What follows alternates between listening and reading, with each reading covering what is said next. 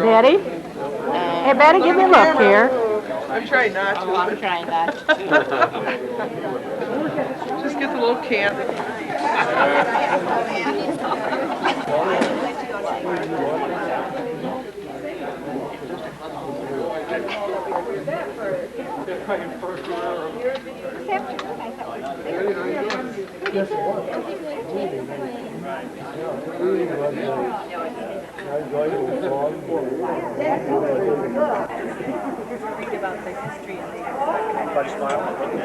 There was also an article about the time when they started the tunnel.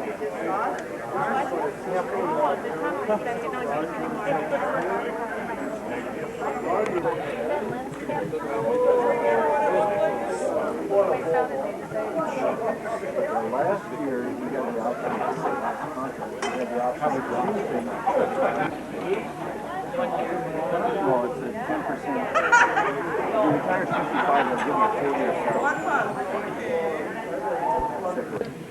Hi, Don. Nice to see you. Yeah, right. And July, remember when July last?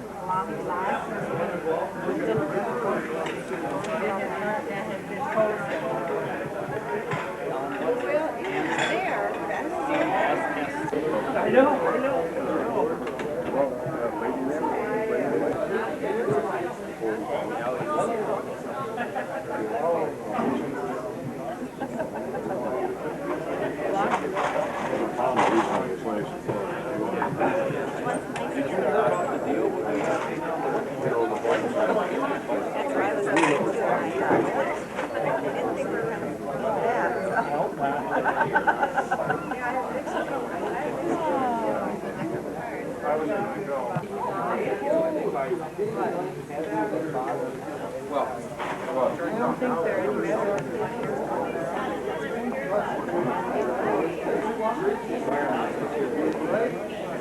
Well, yeah, that is really great.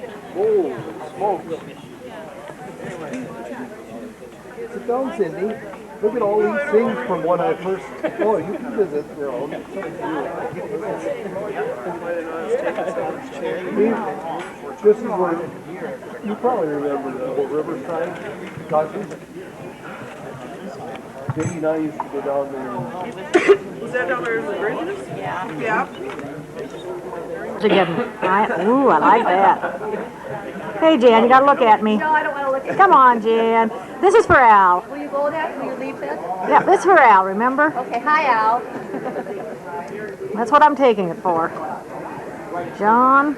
Okay, Dwight, give a look at me. There we go. So look, Al, have a good retirement.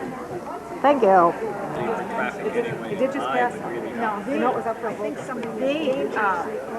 They have Hey, come on, you can send Al some greetings. This is for him. You have to be bilingual to have a job in the store. But now the faculty would not have to be bilingual. There are some areas of the school that they be bilingual.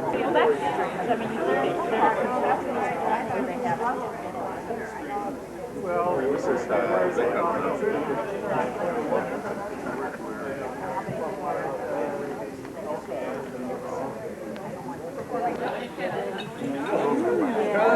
With me on Fridays.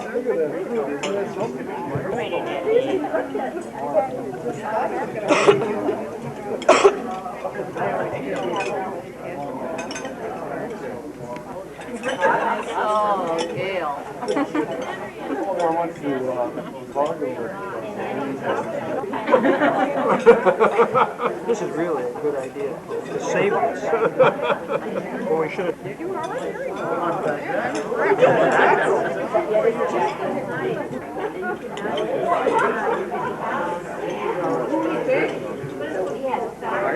Well, I can't.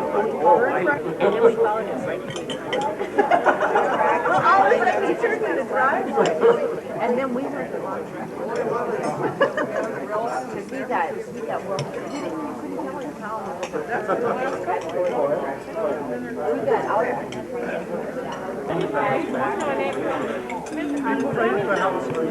Gail, don't you have to eat?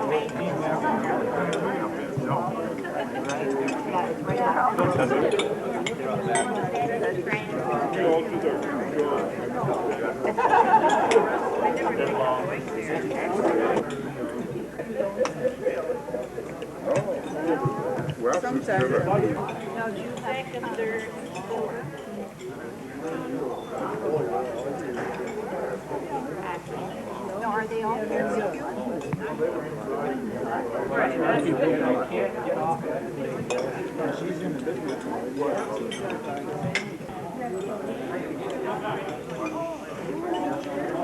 Telling me. Yeah, but then we said that.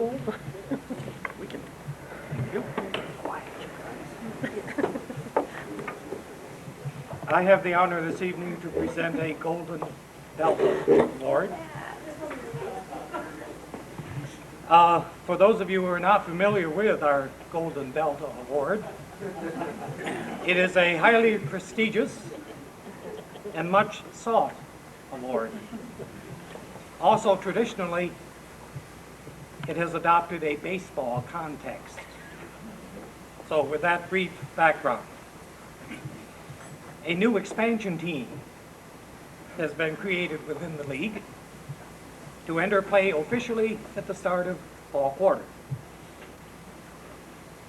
For a number of years now, many of us on the math stat team have given the ideal of the statisticians splitting away at least our tacit support.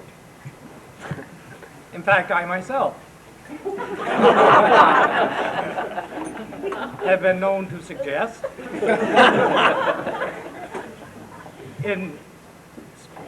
strictly in the spirit of trying to help things along, that those statisticians might appropriately join applied psychology.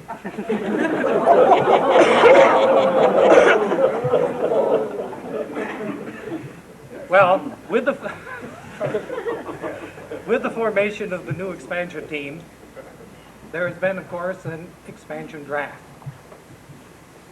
And the old math stat team has lost 6 persons in that draft. The most notable being our player manager. That particular draft choice was deemed by the committee, that august though ill-defined group, which decides the recipients of the Golden Delta Awards, as meriting a Draft of the Year Golden Delta.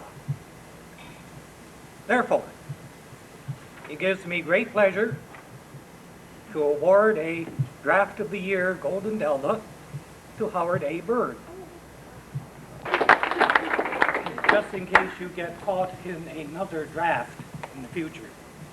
Well, thank you very much. What is it?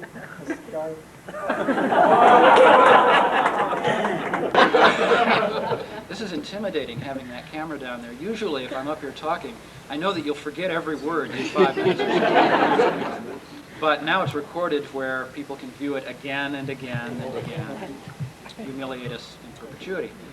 Nonetheless, the main event this evening is, of course, the honor of Dr. Al Brink, and for that purpose, I turn the proceedings over to Howard Bird.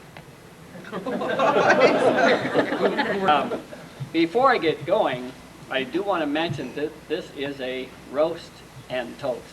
So I'm not responsible for anything that I or my successors might say. I want to put that up front. I also want to mention that I did offer to someone, but I've forgotten whom, that we were going to hire 3 comedians for the evening, and I got a, oh no, so now you get what you got because of it. When I had a chance to do this, I kind of jumped at it because when I think of Al, I really think that he and I have a lot in common.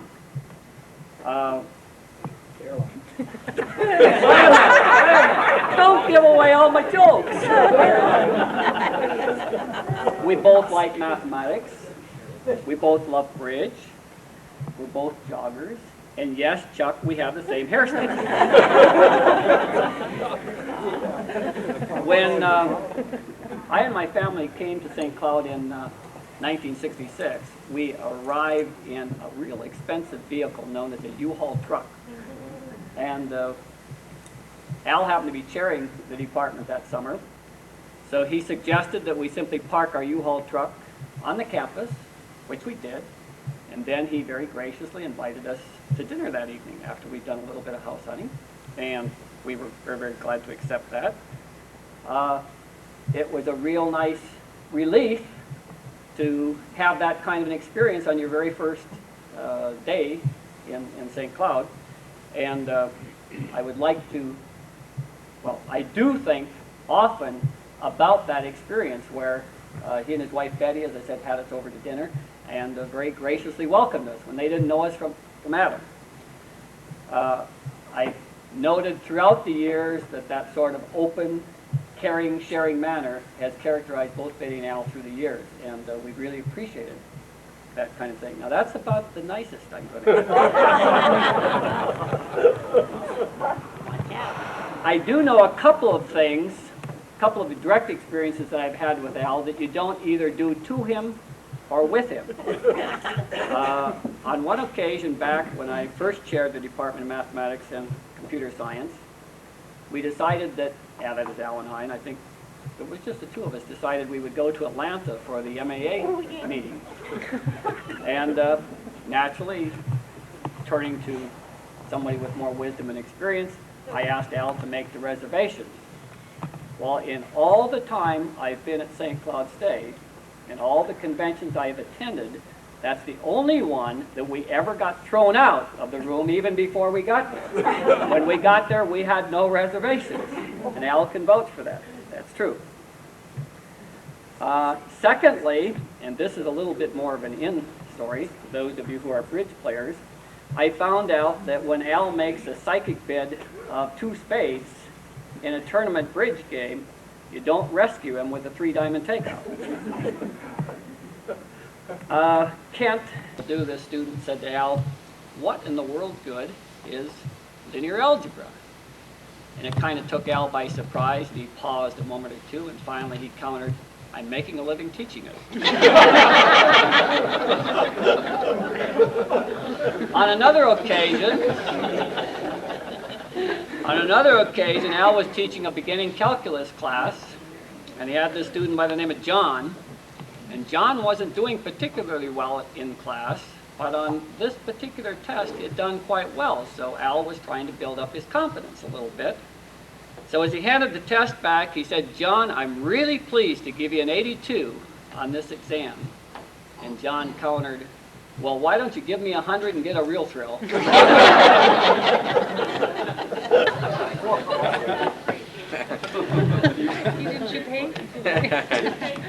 The only reason that I can figure out that anybody ever asked me to speak tonight was the fact that Al Brink had the misfortune of having me as a student at one time.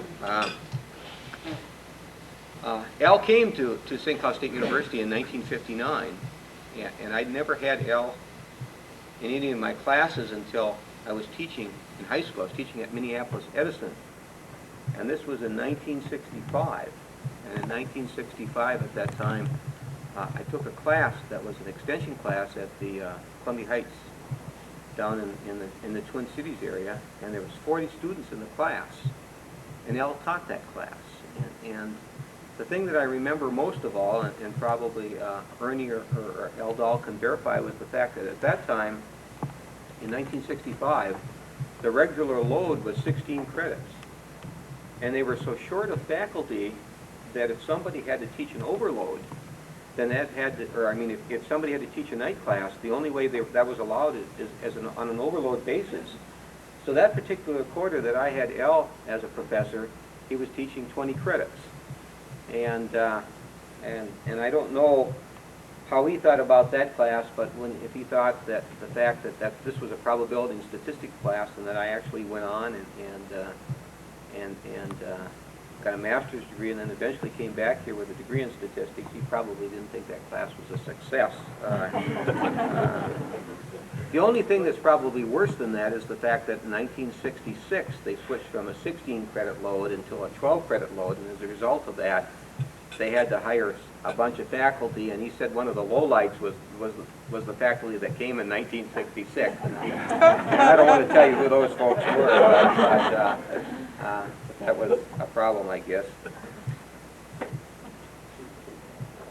I really hadn't realized that Al had aged a whole lot until I spent some time, and we had a good time in Seattle together, and Everett isn't a real basketball fan, and so Al would come over to our place because we had a suite that was arranged by Don Miller.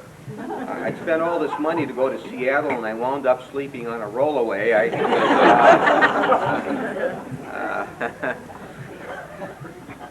I don't know how Don ever arranged that, but I let him, and it was a mistake, I can tell you that. Well, anyway, to make a long story short, one night when I came in, I saw Al, and he was watching this basketball game. This was the first night we were there. And it was a game that was in Europe. And of course, in Seattle with all these channels, I suppose, Al was just watching a basketball game, and it was in Spanish. And I said to Al, I said, gee, I didn't know that you like Spanish basketball. And he says, Spanish basketball? He says, gee, he says, I just thought that was a bunch of English words that I didn't understand.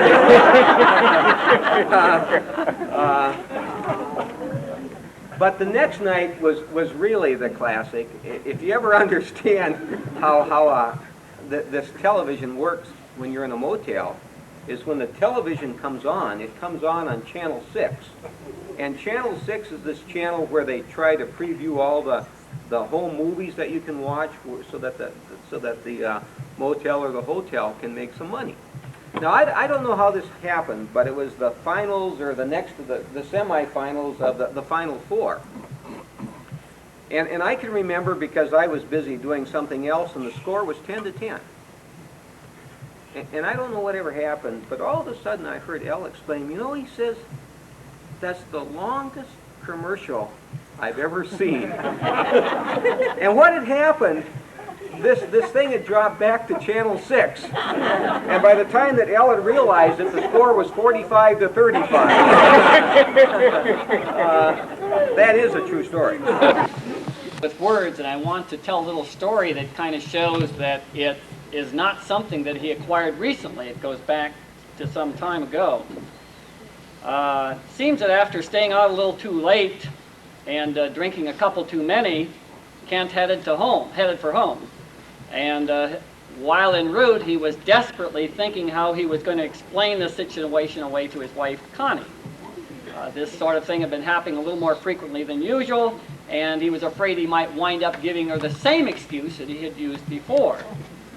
So as he's heading for the door and he's still thinking about what he's going to say, he reaches for the doorknob, and just as he gets a hold of the doorknob, Connie opens the door. Kent falls at her feet. She says, Kent, what do you think you're doing now? And he said, being, as I said, quick with words, and I'm going to read this, I'd like to dispense with my previously prepared remarks and simply address questions from the floor. Kent, you're on.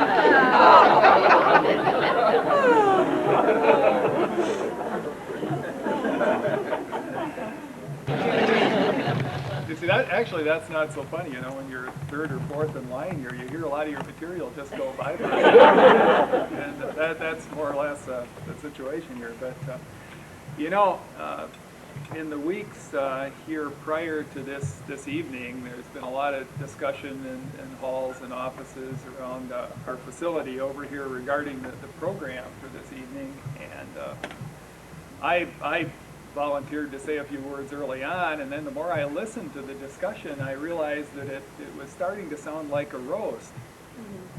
And I've known Al Brink for 31 years, and we've been personal friends, more than colleagues. I think our families have been friends. Our kids kind of grew up along the way here together.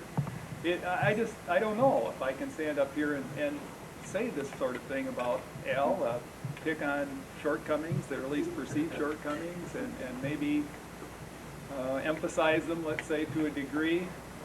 It's difficult for me, but I think I found a way. I won't say too much, a little bit. Several things have already been brought up about Al tonight. The issue of his interest in sports has been brought up. But I tell you, Al is the consummate sports fan. I mean, some people might say he's a sports fan to perhaps a fault. Al just loves to watch competitions, and these days he'll watch virtually any game on TV and loves to attend games.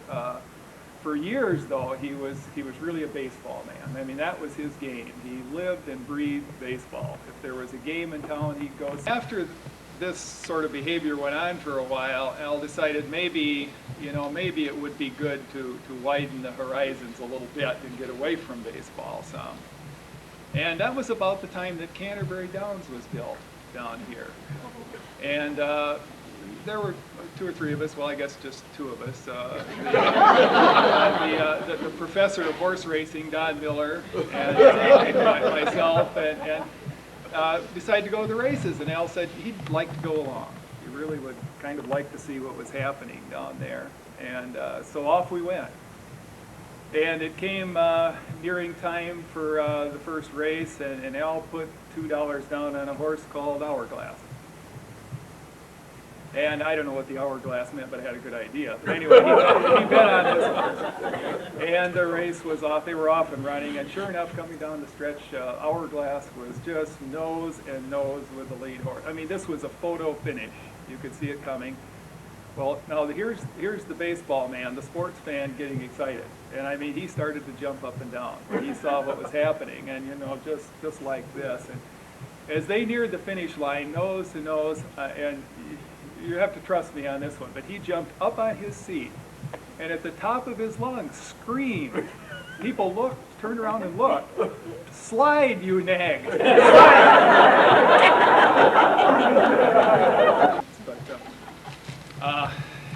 Well, we're all here to honor Al's retirement. I have one little piece of news for him that he may or may not be aware of. And I got this from a good source. Right over here. Al's retiring as of the end of this quarter, but so is Betty. That's right.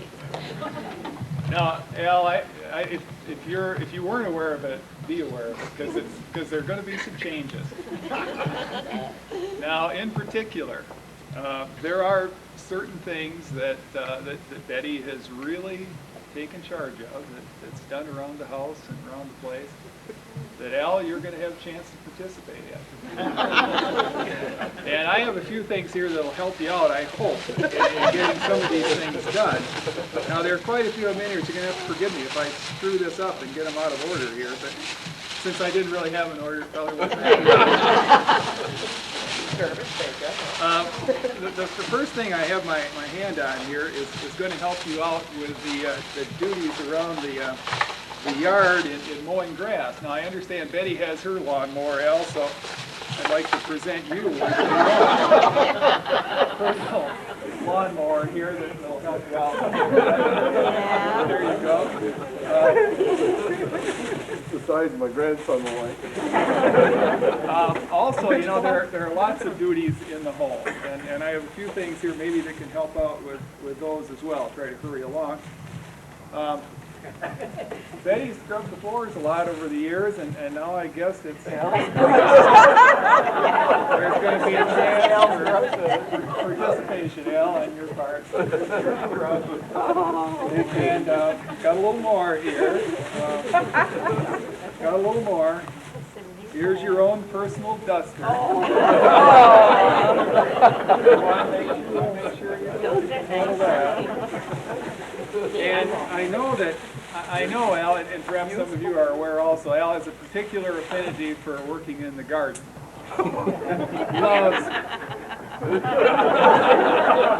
I knew I couldn't keep a straight face on that anyway. Loves garden work, so Al, here's your personal treat to help out with that. So take that over from Betty.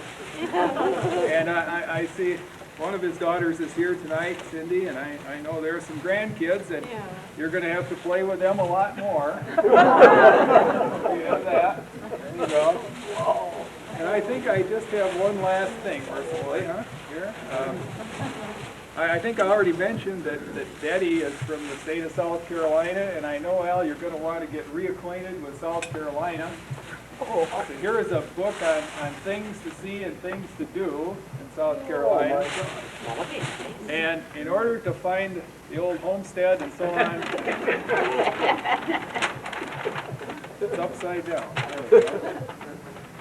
There's a map of South Carolina. You're all set. How could you go wrong? Thank you. Congratulations. Well, and I haven't spoken to anyone since then, so I don't know what you can expect here. The last time I spoke, though, I was programmed for 50 minutes, and I think I still am programmed for 50 minutes. So kind of bear with me if you would. I had the opportunity to attend the retirement reception this afternoon, and at that reception they gave out a nice little program, and I picked up one, and I had three, I think, good friends. I was going to say graduating today, but retiring, and one is Alan Brink, the second one was Lowell Mortrude, and the third one was Billy Pascal. Well, they had a little bit written about each one of the people, and one of the things we'll miss, what will they miss, and then the future plans. And all three of them said about the same thing on we'll miss. We'll miss the students and their colleagues. But the future plans were a little different. And Al, your future plans are very commendable, and I'll just tell you what they are. It says, we'll spend quite a bit of time with 5 grandchildren, travel, sightsee, California, Florida, South Carolina, Georgia, Texas, by the way, stop by, and Arizona, and play bridge. Alert. Very, very commendable. However, I think the other two were probably more honest about the whole thing. Lowell Mortrude says, for his future plans, he plans to adjust to retirement. And Billy Pascal says he's going to play a lot.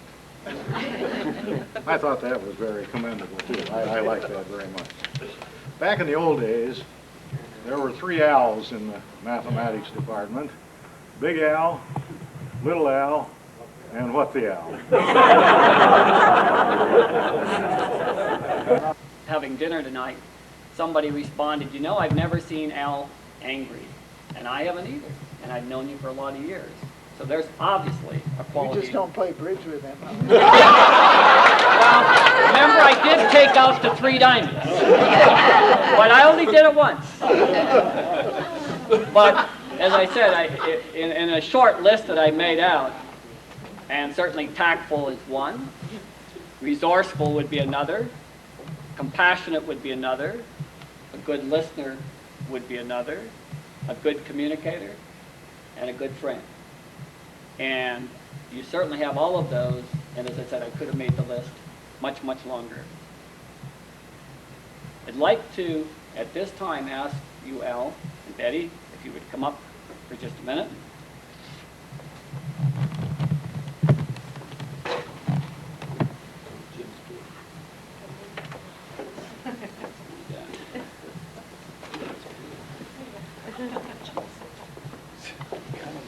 Al, on behalf of the Department of Mathematics and Statistics, the Department of Computer Science, primarily, I should say, the faculty of those departments, we'd like to thank you for all the contributions that you've made to the department over the years. And as a little token of our appreciation, we'd like to present you with this gift. So it's a little too big to pick up and hand to you, so I think I'll just ask, can Al open it at this point? Yeah. So we'll hope that it brings many pleasant times in the future.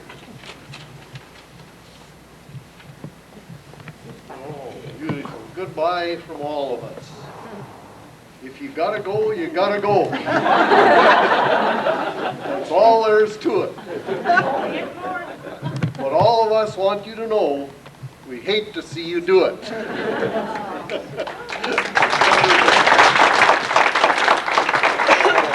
To be so nicely wrapped, I hate to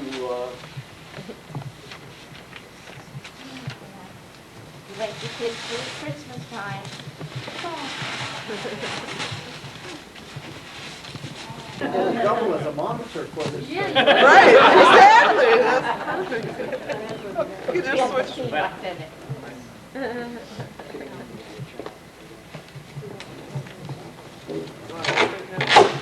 get it.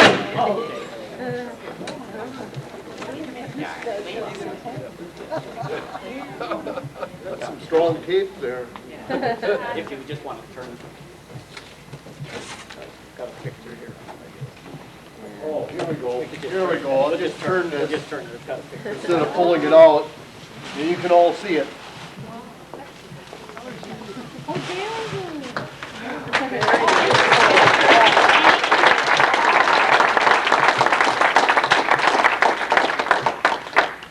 If you like. Wow. That is really tremendous. I have to thank you all very much. I'd like to make just a few comments on here. First of all, the one difference between my comments and the ones you've been hearing is that mine are going to be honest stories, truthful ones. But I'd like to begin by introducing some guests I have here tonight. I'd like to begin introducing Betty. Most of you know.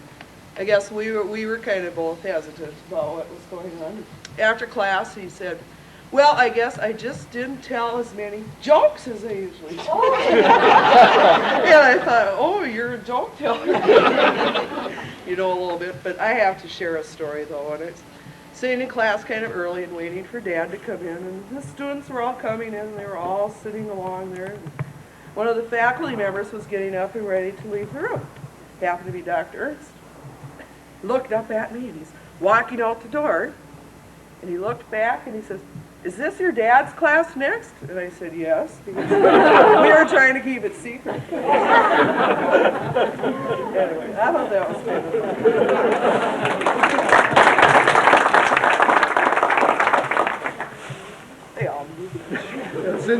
Cindy didn't want the other students to know that she was my daughter, so I had strict instructions not to tell them. You were fair, though. Just knew everything. I'd like to also introduce my brother and his wife. They came all the way from Wadena for tonight, Ray and Marilyn.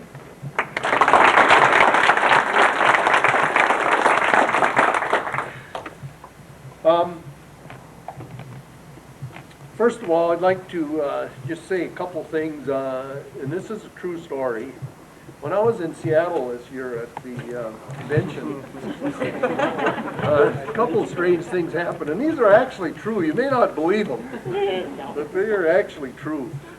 I was fortunate enough to stay with Everett Van Aken, and by the way, he's a very wonderful person to stay with, which I guess most of you know already. But and he's got a great sense of humor. But anyway, Everett, as you know, never makes a mistake.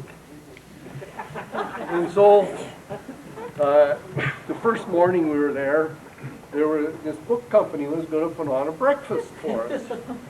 And the Houghton Mifflin Company, and so I was going to dig out the map and see where this breakfast was located. Everett says, oh, don't bother. He says, I know exactly where it is.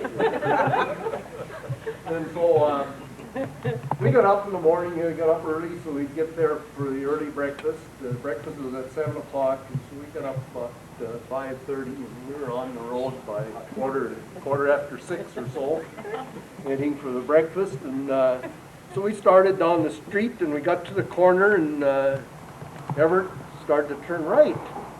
And I said, Everett, it seems to me it should be left. Oh no, he says, I know exactly where it is. So I believed him, and we took off, we turned right, and we walked, and we were visiting, you know, and you know how time goes when you're visiting, and I don't know how far we walked. Finally I looked up, and there was the Space Needle. I said, Everett, why do you suppose this book company is holding the breakfast so far away from the convention? Is it they're trying to discourage people to come or what? And all of a sudden he turned around and he said, I just wanted to find out how far it was to the Space Needle.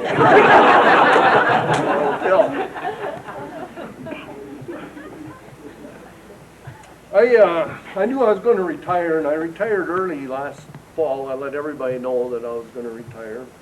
And so I had all year to dig up stories on each of you. And so I made a note that I would make up a story on each individual, and I would spend 2 days on each one. And so I was going to get a story for everybody. And so I brought this notebook of all these stories here. And then when I got here tonight, I opened my notebook for my notes, and I grabbed the wrong notebook. So I don't have any stories to tell. And I suppose maybe senility is setting in. The only one I could remember was this one that on Everett, because it was so recent. I would like to say also at this time that I have really enjoyed my 34 years of teaching at St. Cloud State. And I think one of the reasons why I enjoyed it so much, I've had such wonderful people to work with. I don't know how to say this. I'm very poor with words when it comes to something like this, but I have to thank every one of you very personally. I think you are the greatest group, and you have made my career wonderful. And I just want to thank you all, and hope to see you all frequently in the next few years. I plan to stop in and I want to thank you very much for the great gifts. They're just much more than I ever expected, and I just hope to keep you as friends the rest of my life. I know I will never forget any of you people. Thank you very much.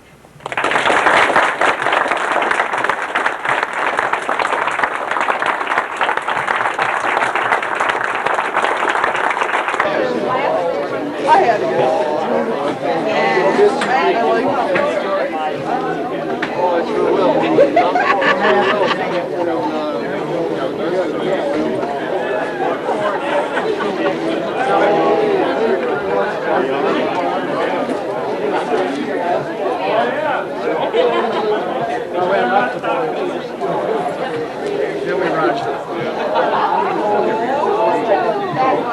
All of a sudden, no more.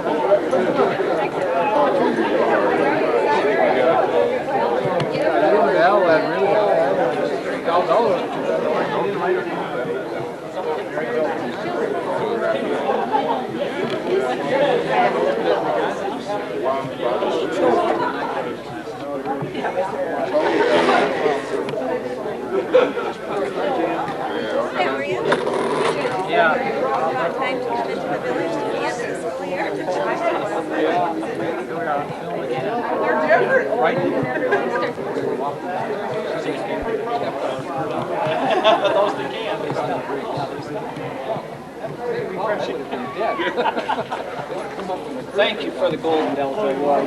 Coming from you, it meant more than ever. Oh, you guys did a good job. I thought we were done with the Golden Delta. We're sitting there at the table tonight, Marianne, and you guys don't have Golden Awards anymore. And about that time, ever since. One wasn't bad. 4 or 5 were good.